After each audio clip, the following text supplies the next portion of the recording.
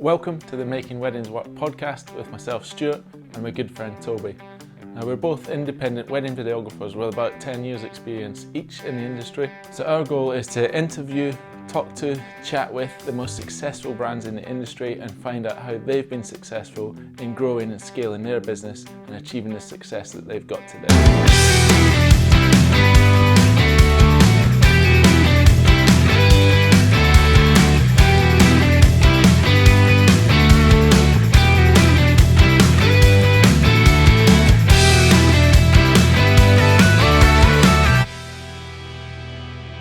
Okay, so today we're delighted to welcome to the show Jenna Hewitt, who is the owner and director of Weddings By Jenna Hewitt. She plans luxury weddings across the UK, and she's been doing that after a corporate career where she was involved in designing new product launches for a big multinational company. And then I guess ultimately family kind of took over, and you just wanted something a little bit different for your life. So here we are. Welcome to the show. Hello. Thank you for having me.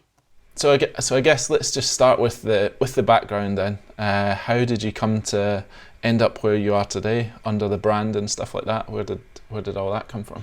Yeah, this is always a funny one when people ask me this because it did sort of come out of nowhere. I can't really pinpoint exactly why I chose being a wedding planner, but I came from a history of events. I came from a background of hospitality, actually, industry as well. So I went to uni, did that whole kind of graduate scheme, corporate background. But throughout that whole thing, I'd worked within the hospitality sector for years, whether it be I was a roller skate waitress and delivery girl, actually. That's one of my claim to fame. But I loved it. I loved the cut and thrust of that. And I guess I've always loved or had a kind of creative side to me, but also this anal planning. I love a list. I love a schedule, and wedding planning combines both with the healthy dose of the knowledge of the hospitality industry and just the love of that, because it is a certain type of, you'll know from working in it, it's not a normal industry that we work in. The hours aren't normal. The situations you're confronted with aren't normal, and you either love it or you hate it. You kind of thrive on that adrenaline or you don't, and I did. So that's kind of how I got into wedding planning as a route to start with. What was your main sort of aim when you set up the business? You know, what was it that drove you to that? Was it did you love weddings, or was it a time thing? You know, you wanted more time at home, or what was it? Well, how did I get into it? So I guess it is that story that a lot of women go through when they have kids. And you come from a career background, you try and go back to work, and suddenly your priorities have massively changed, and you rethink your life, really. You rethink what's important. I knew that I didn't want to be a stay-at-home mum. That wasn't for me. I take my hat off to every single woman out there that does it, because I think it's a much harder job than what I do. But it wasn't for me. So I equally knew that I couldn't go back to what I was doing before, because I had that guilt of never being there for the kids, working ridiculously long hours, and also marching to the beat of someone else's drum the whole time was not what I wanted to do. So I didn't just sort of start the business. Was I pregnant with Harry, who's my second? I was either pregnant with him or he was really newborn when I started researching it and looking into it and really, you know, I came from that corporate background. I was used to, you know, properly researching and doing my due diligence. And it was the want of doing something that I was passionate about, that was something that I was in charge of, that I could then fit around my priorities. That was what I didn't really have in the background that I'd come from, in the work that I'd come from. I didn't have that at all. Not to say that I didn't appreciate it, because I don't think I would have ended up being able to be as successful as I have been if I hadn't have done or had that training, because the training ground was amazing, the experiences were amazing, but it came to a point where I just didn't want to do it anymore. I think, because I came from a corporate background as well, and I think having that sort of almost just method of working and knowing how to like document processes and things like that. I think that's massively important. So it massively helps as well, because a lot of the people that I deal with are those people. 100%. They come from that background. So you are speaking their language, you are able to. And actually, sometimes I now feel slightly out of touch. I feel slightly sometimes like, oh God, I've gone a bit too creative and woo-woo, because, you know, I'll have a project manager who's really into the spreadsheet, and they're, you know, I'm kind of like, oh God. But it does help. It helps to be able to speak someone's language and to be able to reassure them in a way that they understand. And I guess that's another part of how you become successful. No, that's interesting, because I think a lot of people maybe have some creative drive and they decide to set up a business, but they don't really spend time on the business training side of things. So I think that's key. So do you think learning that stuff, you know, really helped you? Do you think it's something that hugely. people should be focusing on Definitely. as much as the creative I mean, you need to sit there I sat there with a piece of paper, or back of a fag packet, as the saying goes. But you and you work out, you know, okay, if I'm a wedding planner, like how are planners charging? Like, what can I charge? So realistically, how many weddings can I do a year? Realistically, where am I going to get those weddings from? If I top this up, how much of time am I going to have to invest in order to do this? And how much money am I going to have to invest in order to do this? And does it pay out? Because ultimately, I'm not a wedding planner for fun. I'm not doing it, you know, as a hobby. I do love it, and I wouldn't do it, and I'm passionate about it, but it has to make money. And that was I had a few fundamental principles as I went into the business, and one of them was it has to make money. It can't just be a hobby. And I think that's really important. You've got to know where you're going to with it. You've got to have your plan, and it's got to stack up in terms of the money that's coming in. Because, I mean, with wedding planning, there isn't a lot of... With your jobs, there's a lot of kit investment, you know, there's a lot of tech investment.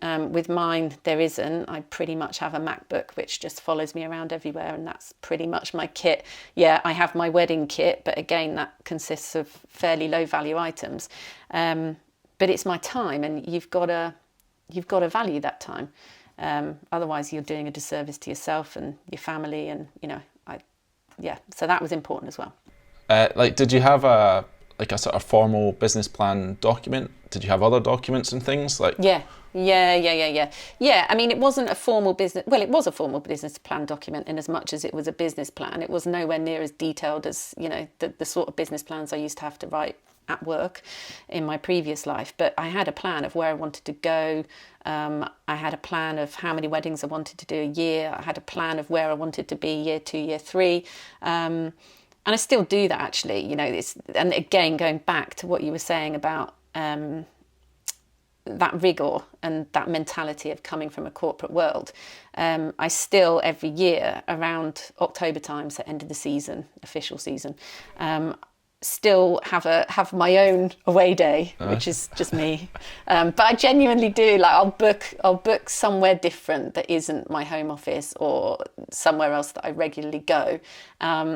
And just have like half a day to a day out really thinking about the business, and I'll plan that session in terms of what I'm going to do in the same way that I would have done when I had a team of people, that we would have our regular reviews or quarterly reviews in terms of setting the direction. And I think you have to have that, because if you don't bloody know where you're going, you're never going to get anywhere. So, and is that something? Yeah. So that's something you still do? You have a yeah. sort of plan for the future. Sort of? Yeah. I think you have to, and it's really good, because it's hugely satisfying as well to kind of see where you've come from, and you put something in that plan. And I have a mentor as well. That's another thing that I would definitely recommend is getting a mentor that's, you know, a few years advanced in terms of the business. My mentor's another wedding planner. I don't think it necessarily has to be. I think it helps to have somebody that gets your specific part of the industry, and somebody that can challenge you as well. Because I remember she always used to say, you know, you're actually challenging yourself with those goals, because they feel kind of realistic. You need to set something which is, you know, not totally unrealistic and unachievable, but it's going to stretch you. And that's helped me as well. And it's funny to see the amount of things that over the years I've put down on that plan, and it's suddenly happens and you think, well, that can't be luck, there's got to be something, and it will be, because you've got it on the plan, you know, whether it be I want to work at that venue, that dream venue, you'll find yourself suddenly like making connections to that venue. You might post about it, doing a styled shoot there, and then suddenly you've got a wedding there and you're like, oh God, yeah. So yeah, planning's important, I think. And then, so you say you had a plan from the beginning, but at what point, I think a lot of people, when they start dipping their toe into doing something in the wedding industry, it's the point where they decide to jump off and make it their business. What point do you think it was that you could say, this is legitimately like my business now, this is happening? I actually, from the kind of get-go, so I mentioned that when Harry was, I think he was a baby, I think he was born. I hadn't officially launched the business in my mind then, but I did a lot of talking to people. I reached out. So when I got married myself, I bought my wedding dress from Miss Bush, which is in Ripley in Surrey. It's an institution of a bridal dress shop, and the owner, Emma Marshall, who was then Meek, she's awesome. She's just she's a character. She's an absolute character, and she's awesome. Highly intelligent woman who's very well known within the industry. And I reached out to her way before I launched the business and just sort of said, hey, do you mind meeting for a chat? And I did. And she just, you know, I just asked her questions about what it was like. What should I think about when I'm going into this industry? Who do I need to follow on social media? Just to kind of absorb myself within the industry, get to know who the key kind of players were, who the key influencers are.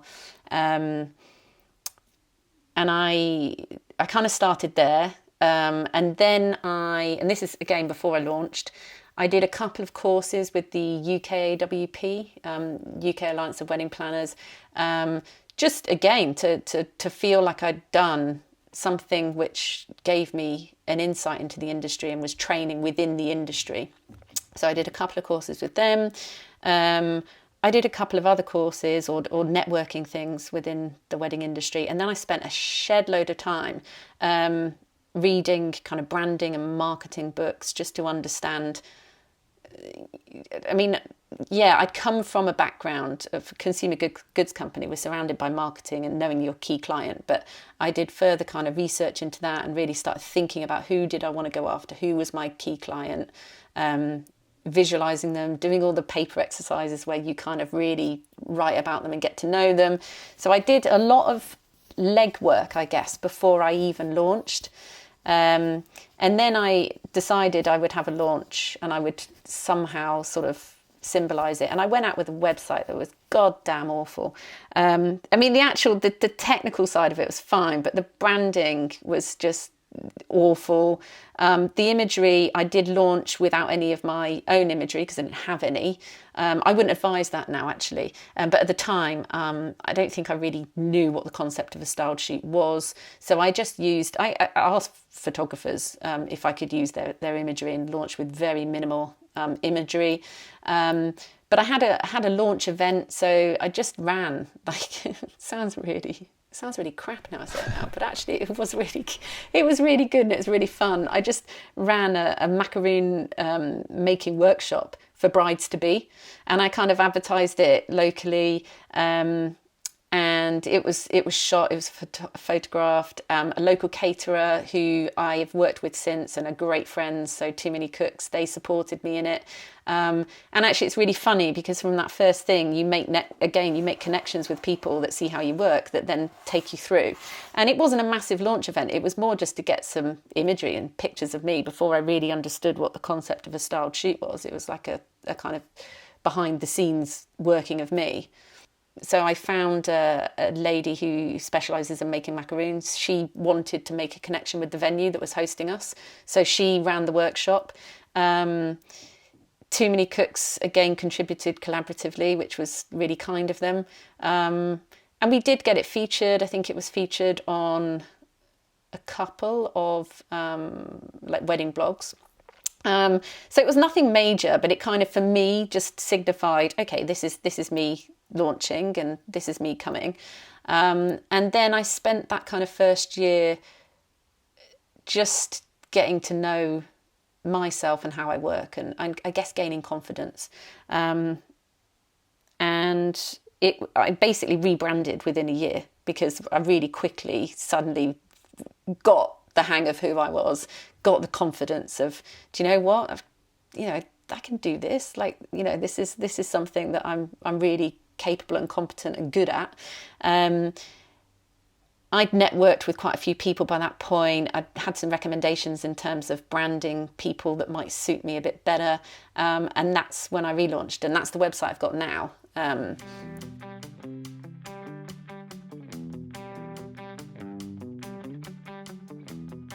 And just to interrupt the conversation for a moment, to give a shout out to all the places where you can follow our journey on making weddings work.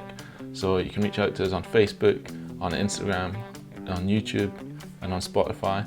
So please get subscribing, get telling your friends, pass the podcast around. If you've got someone else that you know in the wedding industry that could benefit from the topics that we're covering, topics that we're going to talk about, the guests that we're going to have on, please let them know about us.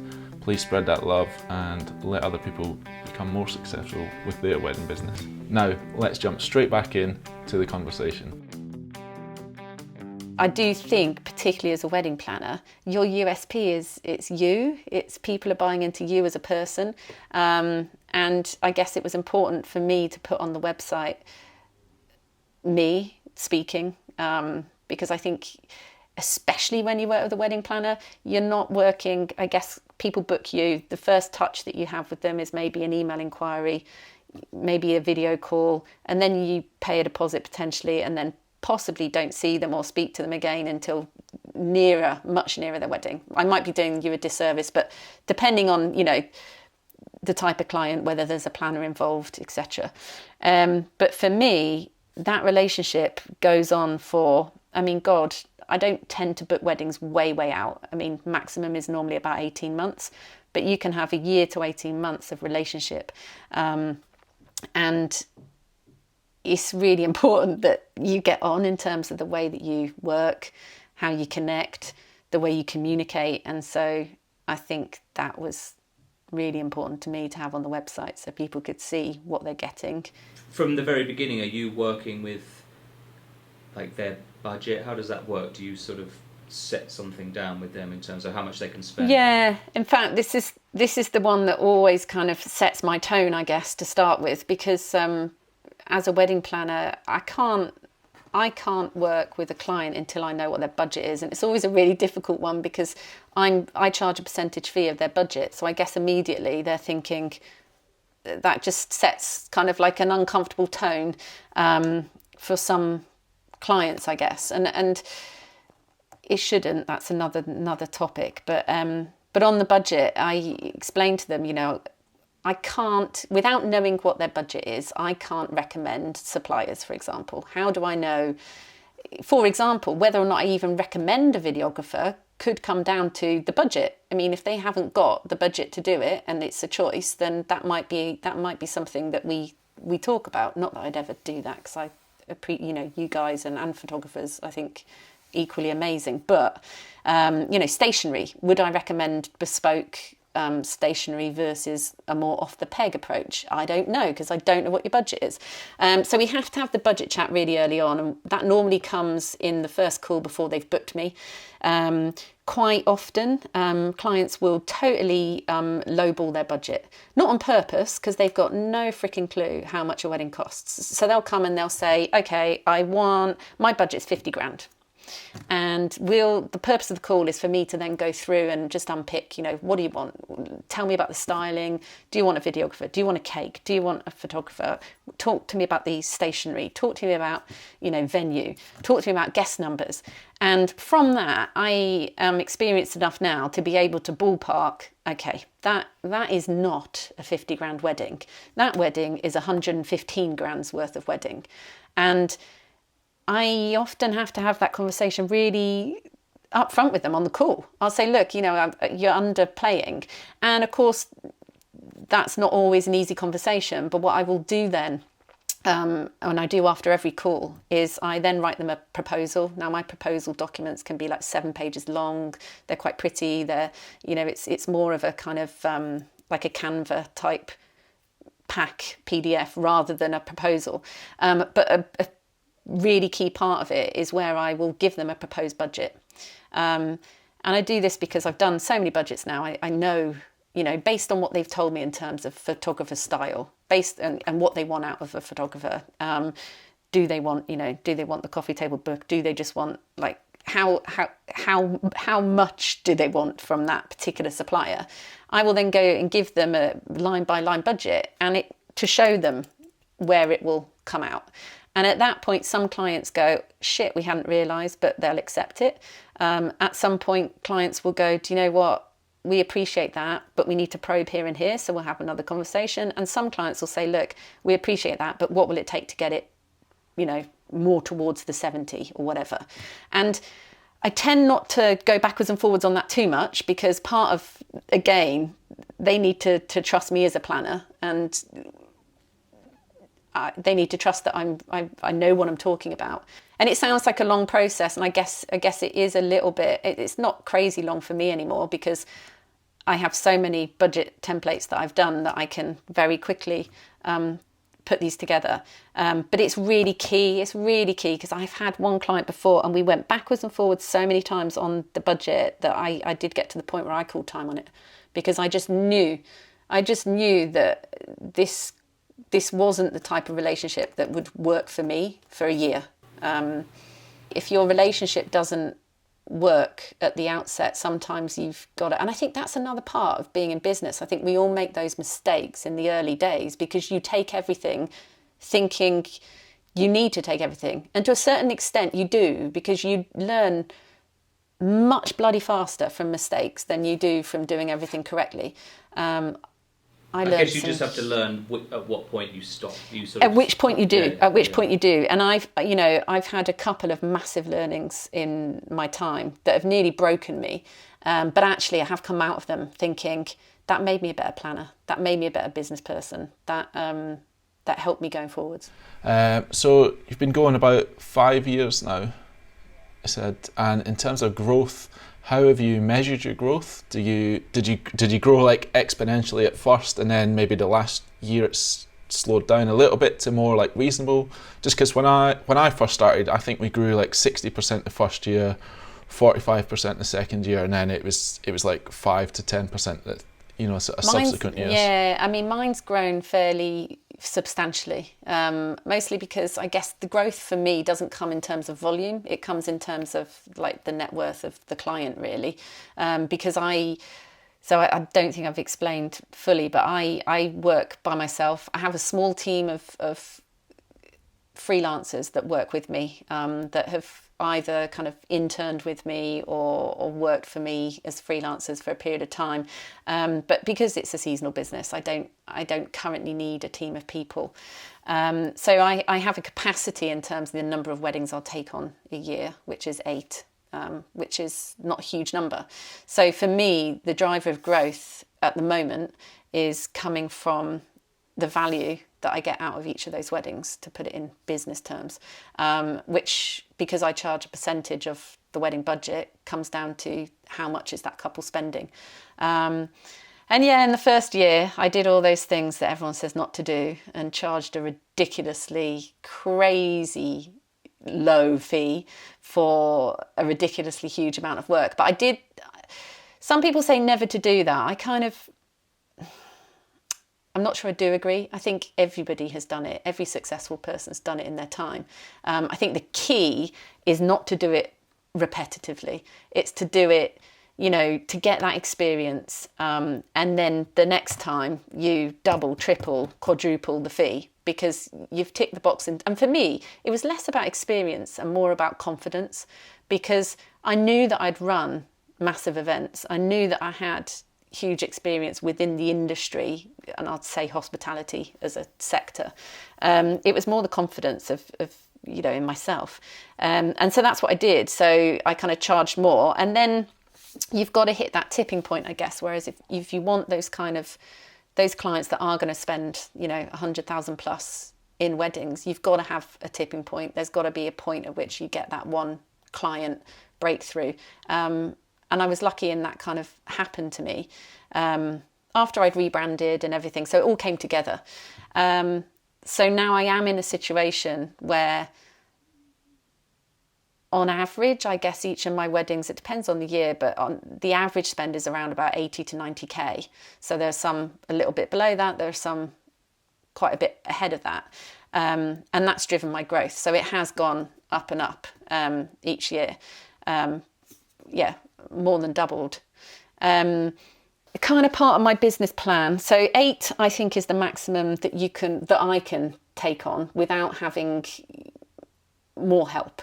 And by more help, I mean, either employing somebody, having somebody on the books, or even if you're using freelancers, you're using them pretty frequently and throughout the year. And I didn't really want, at this stage of my business, it's not part of my plan to be further ahead than that. So again, going back to my business principles, it was to still be present mum. And that means present in person as well as in mind. And any more than 8, I just wouldn't be able to manage it and be that person. While the kids are still young, and that probably takes me through another, Harry's 5 now, so probably another couple of years, that's where I want to be. And I want to do few amazing, brilliantly executed, and just push my skill set in terms of experience of different suppliers, different wedding types, different clients. And then after that, that's where I want to then look into expanding. And I think the only way that you can expand is quite a jump, as you know. There comes that tipping point, and that involves a lot of investment in terms of risk, money, time. And I think you've got to be really ready for that, and you've got to have a solid plan for that, because up until now, my risk is fairly low. I am me. It's my time that's mostly at risk. But I want to be prepared for that tipping point, because the only way that I'm going to take on more weddings is by having other people work with me. And that opens up a whole new ball game in terms of how you scale. What type of business solutions do you use? Do you have a CRM? How are you managing that booking, the workflow? Because of the low volume, I don't really need to have too much in terms of business solutions. So I have some very kind of process-driven business processes. So I know exactly what happens when a client inquires through to the booking. I've got a process for that, but it's not an automated process, because again, that goes against my personal way of working. I'm bespoke. I am me. I invest a lot of time. So having a kind of calendarly, please book a slot with me, doesn't really sit well with my clients. But I have a process that, says, okay, client emails come through the website most of the time. What do I go back with? Normally an initial email. I then normally explain a little bit about how I work, very slightly. Then there's a kind of questionnaire. Then there's a Skype call. Then there's a proposal. And that's the broad process. In terms of other things around that, again, my planning tools, I haven't yet invested in some of the kind of higher tech planning tools which you can use, because again, I don't need them. I'm not managing multiple enough weddings to have to do that. But I have really, really stringent processes for the budgets, for the actual planning timescales, for the communication with my clients. The one area that I did outsource, or 2 areas I've outsourced, one is accounts, because I just knew that was not an area that I just not interested in doing my own accounts and blooming tax returns and stuff. It just saps my time and energy when I could be, working on the business. So I have a great accountant who's local, and I use Xero, the accountancy software, which just helps with expenses and all of that jazz. And then the other area I did try and outsource at one stage was some of my blogs. Actually, I outsourced the blogs on the website, because I just got to the point where they just fell off a cliff, and they still have. I need to get back to that. And so I outsourced it, but it didn't work, because I was like, this isn't my voice. Like, as much as I could brief and tell them what I wanted them to write, it was written in a tone and a way that just wasn't me. So I stopped that, actually, because I just thought, I don't know how much this is a tick box exercise to drive SEO, and any tick box exercise to drive SEO has got to be flawed, because it's only going to do so much if it's just not you. So I did go through a period of using some of the scheduling tools on social media. So you've got Later was the one that I used. There's various others, isn't there? Hootsuite I dabbled with. But I'm fairly low touch in terms of the outsourcing. I kind of use the tools that I've got available to me that kind of work for me. Again, that's another big piece of thinking that I'd have to do if I wanted to expand, because there would certainly be an argument to say that I'd need to do a lot more on that front.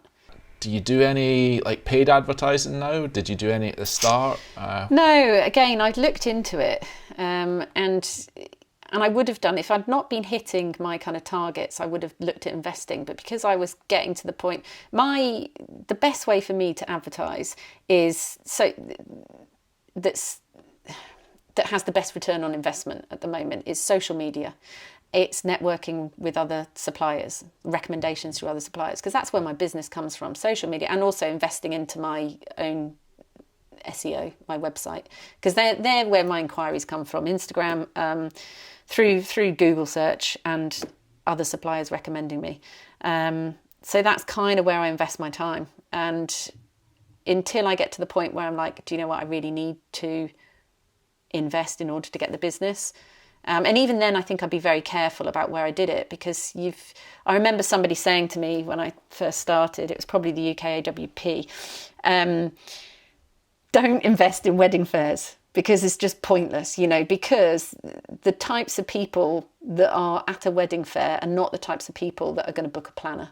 And, you learn from other people's mistakes, you really do. And I think a lot of my type of clients, they're not really looking anywhere apart from Google search and social media. They're not that necessarily tuned in. I've heard of a couple of kind of blogs and publications that are worthwhile, becoming their kind of recommended supplier, little black book list, whatever. But I haven't done it as yet. I did, in the early days, invest probably the biggest portion of my money and time in advertising has been invested in the style shoot piece. And I did that kind of as I was really trying to define myself and my style, because more than anything, it gave me those images. But then I made a decision last year not to do any styled shoots for last year, and I won't do any this year, I don't think, just because the weddings were effectively... They were much more, they were the content. People were much more interested in going, wow, that's an actual wedding that you did with real people, rather than that's something you staged. And because I was getting the clients that had the budgets and the style that I loved and wanted to show, I just had no need to do them. But I do think style shoots are great if you are starting out. I highly recommend them. Do you think you got the ideal clients you were looking for because of styled shoots you did early on, or do you think it's a mixture of things? Was it more about your branding and your network? I think it's both. It's both, because the styled shoots feed into the branding, because a lot of the imagery that I used in the rebrand came from a styled shoot, because you get that perfect shot because you've lined it up with the right, it's portrait versus landscape or whatever you needed for that part of your website. So I think the two come together. Definitely. So did you have a budget for style shoots, or was it collaborative? Entire. Yeah, you do have to. I fundamentally have to have a budget for style shoots. I mean, it is collaborative in as much as everybody brings something to the table, but I think everybody, bar none, invests something. And people often think, the planner doesn't invest anything into a styled shoot because what are you doing? But I did all the time. I'd invest things in, often might have to pay something for styling items, whether or not it's somebody's actually loaned stuff to you, but you have to pay for the delivery and return. And if you're talking about the delivery and return on frickin' massive furniture, that can be a few £100s to ship that to deepest, darkest Dorset or wherever you're doing it. And paying models, for example, that was something that I'd always invest in, because I can't There's a big like, difference. There's a massive difference. Yeah, there's a massive difference. And that's interesting. So do you also maybe break down percentage-wise what they want to focus on with their budget? You might have a number in mind, but do you have a set sort of percentage for each item? No, I normally have a rough rule of thumb, which is kind of the average percentage that people will whack on certain things. But what I tend to do is, in the initial questionnaire that I send out to them, one of the questions is, what are your top 3 priorities? And so if they put flowers at the top of their list, yet they give me a budget for $5,000 and the overall wedding budget is, quite hefty, I'll be saying, well, if flowers is really your biggest priority, you need to invest more money in them to be able to have the wedding you've described to me. So I do it, but in a less scientific way than, more of a what's your priority. And actually it's quite good, because then that's a holding point. If we ever then come to a situation where we've got to make budget calls, I can go back to that and say, look, just remember your top 3 priorities were these. So actually, if we are making a call, it should be that one, not these, because we've got to remember what you wanted when we started. So have you got that like almost on a pie chart of like a third of the budget goes to? No, but I know. But I know it in my head. Like I know, like roughly, like how much I would allocate towards. And again, it will tweak. So I know roughly that the food and the catering together will be somewhere around the 50% of the total budget. And so once you've kind of so the venue is one of the biggest decisions, because often the venue drives the caterers, because sometimes you have preferred caterers that you can't actually go outside of, but they're the 2 biggest ticket items, and they're going to be a whack load of the budget. So actually, if someone comes to me and they're like, oh, I've got a 60 grand budget, and then I work out that their venue and their food costs are going to be like 45k, I'm like, well, you're not going to achieve that. And that helps, actually. It really helps, that one kind of stat of around about 50, sometimes it's 55, sometimes it's 45, but roughly, then that puts a really good line in the sand. And I know, again, like roughly per person, how much it will cost if you want canapes, 3-course meal, sit down dinner, if it's a marquee versus a venue. And I can say that you will be looking per head at around about, could be like £80 per head at the probably lower end. It could be £250 per head at the higher end, depending on, again, the type of caterer they're using and the type of food they're having. But if you can use that figure and then you come back, so as long as you can demonstrate to the client you do know what you're talking about, and it makes logical sense, then you can go from there. So do you keep a fairly up-to-date sort of database of your suppliers and how much they charge, or do you check in with suppliers with a lot? Yeah. I mean, roughly, obviously. Roughly, yeah, roughly. Yeah. You kind of have that. You kind of know that most years, there will be suppliers that, exactly as you said, that as they get more experience, they kind of bump up their prices. And quite often, suppliers I work with regularly will come to me proactively and say, hey, this is my latest brochure and this is my latest pricing, which is obviously really helpful. But I often, in a budget for a photographer, for example, I might put in depending on what they've told me, I might put in a spectrum. So I might say, look, on a photographer, you could look to spend anywhere between £2,500 to £3,500 based on what you've told me, and then they'll go, oh God, but my friend had someone that was £1,000. And I'll say, well, I have never worked with anyone that could do it for that price. The level of experience that you're asking for from that photographer. So yes, you probably could, but you'd probably be looking at somebody that is just starting out, or somebody that's trying to improve their portfolio for a specific wedding type or whatever. So I think that's invaluable, having that, because it's setting expectations like that is what a lot of people maybe don't have. And I find videographers and photographers can be quite emotive. They can be that, you can't place, if somebody really loves your work, you can find, they'll invest in it. They'll invest in it. So say photography. What is that percentage wise? Photographers, it's slightly different because it'll depend on, I mean, generally most photographers that I work with are around the 3 to 4 grand mark. And if you take that as a percentage of like a 90k average budget, you can, work that out as a percentage. But you know, with the photographer, you would find that is more of a kind of fixed cost normally. If you're just doing, say you're doing a 10 hour session, and so that's, you know, 3.5 grand, 4 grand or whatever. Whereas a florist, that couple, you know, if the budget's like 200 grand, then there might be a really hefty investment in the floristry because they want to make a real impactful wow. So I guess your percentage would change, because I think where you're charging your time, I guess that's more of a fixed cost than where you're charging your time, experience, but also the value of the product that you're supplying, if that makes any sense. Sure. Yeah, no, it makes total sense.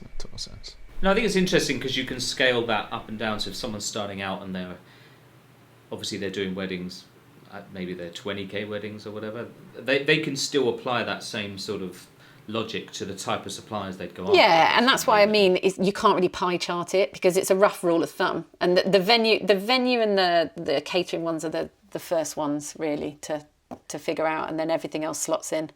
But the cake can be another one that can be, I think I said, we were talking about a mutual friend, Krishanthi, and I've worked with her before, and you know, her cakes are exceptionally premium, but they're premium for a reason, because they are literally works of art. They are masterpieces of just skill.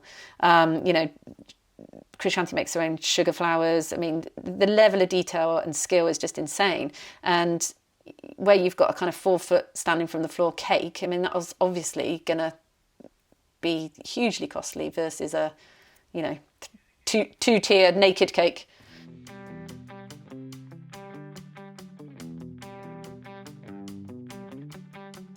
So our Instagram handle is nice and easy. It's just instagram.com/MakingWeddingsWork, all one word.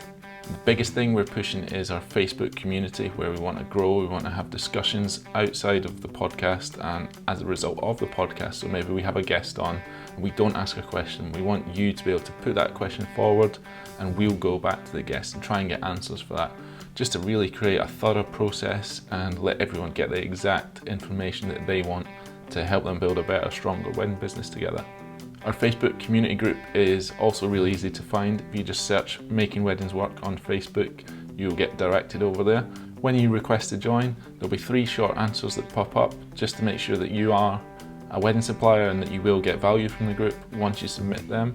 Myself and Toby will then let you into the group, into the community, and you can post away anything you like. You can see the discussions that are going on there, you can see further information, and if you want to get something free from us right away, you can head on over to our actual website, which is makingweddingswork.co.uk, and you can download our free Get Paid What You're Worth pricing guide. That's totally free. You just enter your email and then we'll send it straight out to you. And that guide, basically, it's a shortened version of everything that I've talked about when I've spoke at wedding industry events and things like that. When we do consulting one-to-one, it's a topic that we touch on there. So it's just condensed down into a nice PDF for you to just take bite-sized chunks from, bite-sized notes from, and then you can implement those strategies right away, and you can get higher paying clients just by changing these simple, quick things to do with your pricing strategy. Now, let's jump straight back into the pod with today's guest and finish our conversation. So let's segue into networking, because you've mentioned UKAWP a bit. Do you go to those events? Like the coffee mornings and stuff? I don't so much anymore. Planning Redefined, that's another one, which is a business which supports new wedding planners, and so I'll give them a massive shout out, because they're run by 2 very good friends of mine, both wedding planners, both exceptionally experienced in their field.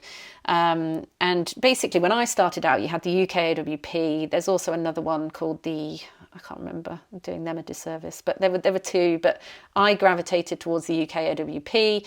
And then actually Louise and Kat, who run Planning Redefined, they were once members as well. And I think, you know, we, for whatever reason, eventually kind of outgrew or moved away from the UK AWP as an industry body, they chose to set up their own training for wedding planners, and it's called Planning Redefined. So that was another great place to go. I mean, I didn't use any of the Planning Redefined training courses because I was probably at a level then where I didn't need to so much. Although having said that, they have got some great ones that I now would look at going into, some specialist ones, to do with things like sound engineering and, the more kind of nitty gritty ones that you could actually do, you kind of picked up along the way in terms of your skill set, but actually having a course on it given by sound engineering professionals and the production side of things.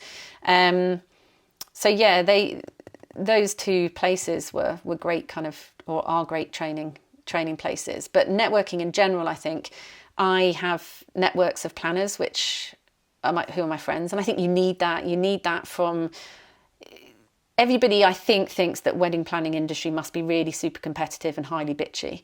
I'm sure there are pockets of that. I personally have not experienced that to any massive degree. In fact, I've come across much more collaboration than I have the opposite, because we all have our niche within the industry. We recommend clients to each other. I had a client inquiry for this year, which I couldn't take on because it clashed with another date. And I passed that recommendation on to the person that I think would be the best fit for that wedding. And at this point, it was Kat, and she got that booking. And then, she sent me a lovely bouquet of flowers and some nice messages and room spray to say thank you. So I think it is important because, and equally, I've gotten recommendations from other planners that couldn't take on a wedding for their date because it fit. So I do think you've got to pick your networking though, because I do remember my mentor saying to me, don't go to the opening of an envelope, because you can spend time doing that. And I've been, I'm sure you have, to plenty of networking events where you come out and you think, do you know what, that was nice, I met some nice people, but I'm not sure that I really got anything from that. And again, it's your time, and it often does take time, because you have to traipse into central London, or you traipse somewhere, and you've got to get something back out of it for you selfishly for that time. And I think as you go through the industry, you do work out the people that you want to keep those networks up with, and you'll start branching out into other things. And that's where listening to people's or following threads, following Facebook, Instagram, and just kind of being involved, and you might see something that is of interest, or somebody's posted something, and then you just get in touch and say, hey, I saw this, I'm really interested to know that I'm actually doing something like that, would you mind having a chat? I do that quite frequently, because people tend to be quite receptive to it if you're not just sort of blanket targeting. What I really don't like is like unsolicited emails where clearly you've got a supplier who's just sent out 150 emails to 150 planners, or probably exaggerating the numbers, but there's just nothing personal in there. There's nothing that gives me any glimpse that they know who I am or care or have done the kind of research, apart from them saying, hey, I love your work. And you think, okay. That's frustrating, but I think networking done in the right way, where you've got something you really want to understand, I think people are quite, if you reach out in the right way, people are really normally open. So most of the suppliers you work with now, are they people that you happen to work with, or is it from starred shoots, or how those relationships normally? It's a mix. It's a mix. It's like sometimes people that I happen to work with, sometimes and the majority of the times I guess I've worked with my suppliers before, but not always actually. And this is where networks really come into play, and just social media and a bit of gut feel. So when I recommend a supplier, it's always based on the fit between the client and that supplier. So when I say the fit, I mean the client's style, what their budget is, what they're trying to achieve, and the supplier. Because if you get the fit wrong, I've learnt before, it's so painful. You put a square peg with a round hole, and literally you can brief that brief a million times and the supplier doesn't get it. And I've cut ties a few times, not in a very amicable way, but where I've just sort of said, you know what, I just don't think this is right. We move on to a different supplier, you get the right fit, and it's just like dream. It just kind of flows. And in some instances, I do have to kind of go outside where I'd normally go, because I can't think of somebody that fits automatically. Okay. But often so I worked with Jenny Bloom. She's a florist. She's based down south. She's an amazing florist. She's got a very distinct style, incredibly talented. And I had a brief from a client last year, and I've been following her on Instagram. She's very active on Instagram. And as soon as they described to me, I just had her in my head. You know, I'd never worked with her before, but I just thought, this is so her. And of course, I didn't book her immediately. I phoned her, we had a chat, you know, told her the brief, and I worked with her, and I 100% I did book her again for this year. So it is a bit of, I think there's an element of experience and gut feel that comes into it when you do start to feel your way with other suppliers you've not worked with, and recommendations. Like, I'll phone up Kat or Lou and say, look, I need somebody that fits the bill for this. Who would you suggest? That helps. So we're all interconnected. It's quite incestuous to a certain degree. We've obviously heard a lot about how you did it and how you've been so successful in such a short period of time. For anybody just starting out, or anybody who has been going maybe a little time and they want to take their business to that next level, what would be your one tip, whether it's business or personal, that would help them to get there? I would say don't underestimate the amount of time that you need to put into the planning and the thinking. So, you know, treat it as a business. We work in a creative industry, but it is your business. And if it's going to become your livelihood, then you need to really work through all of the kind of back end before you launch and go into the front end. Don't go too fast. There's plenty of time. There's plenty of time. All right, well, that's going to wrap it up for this one. So, Jenna, I just want to say thanks very much for coming on. It's been really insightful. Oh, thank you. I really enjoyed it. No, thanks for being so open as well. Like, I think it's really important that, you know, listeners, we want to kind of get behind the smoke and mirrors that this industry has such a lot of. So I think, you know, when you speak to people and they are as open as you've been, I think that's really helpful for others out there. And I think a lot of people got a lot of value out of what you've said today. So yeah, thank you very much.